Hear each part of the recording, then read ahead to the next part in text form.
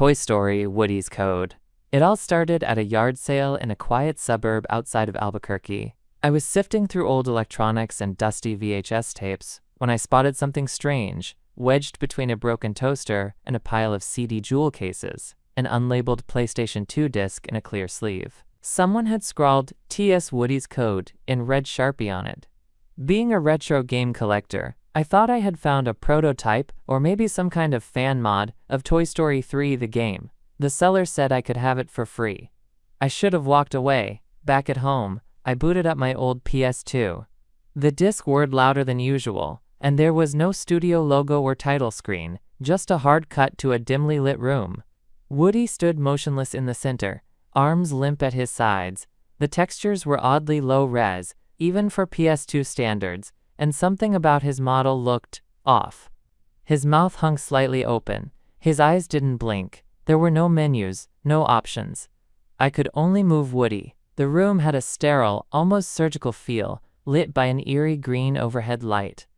The walls looked like some kind of padded foam, almost like an isolation cell. The music, if you could call it that, was a faint hum and clicking, like a reel-to-reel tape struggling to stay alive. As I moved Woody around, I realized I wasn't in Andy's room or any familiar Toy Story setting. The only interactable object was a hatch on the floor, marked simply "Access." I pressed X. Suddenly the screen pixelated, glitched, and cut to black for several seconds. When it returned, I was inside Woody, literally. The view changed to first person. But instead of circuits or stitching, there were corridors lined with peculiar textures, resembling fabric and wood. It was like exploring a living dollhouse, but something was wrong. Strange objects littered the interior.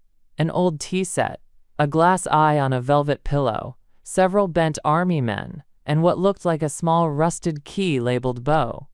Every time I approached an item, the screen would flash for a second, and I would hear distorted voice clips, mostly Woody's lines, but played backward, or slowed to an unnatural degree.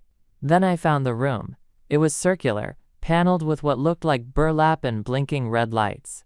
In the center was a giant spinning gear, and above it hung a mobile with Buzz, Jessie, and Bullseye, except their faces were blank and they were missing limbs. A text box appeared. "You shouldn't be here." I couldn't exit. I could only move forward. The spinning gear slowed down, revealing another object inside it. A VHS tape labeled Code 9, Memory Lock. When I clicked on it, the screen flashed violently. The game crashed, but the worst part came after I rebooted. My PS2 startup screen had been replaced with Woody's face, grainy and unmoving, but with one subtle change. His eyes now followed the cursor. That night, I heard something fall in my living room. When I got up to check, my TV was on, even though I hadn't turned it on. The PS2 wasn't running, but Woody's face was there again, smiling, eyes glowing faintly red. The disc? I tried to destroy it. It wouldn't scratch, wouldn't burn. Eventually, I buried it in the backyard. Sometimes I hear faint clicking, and the sound of cowboy boots tapping across the wooden floor when I'm alone. If you ever find a PS2 disc labeled Woody's Code, don't play it. It plays you.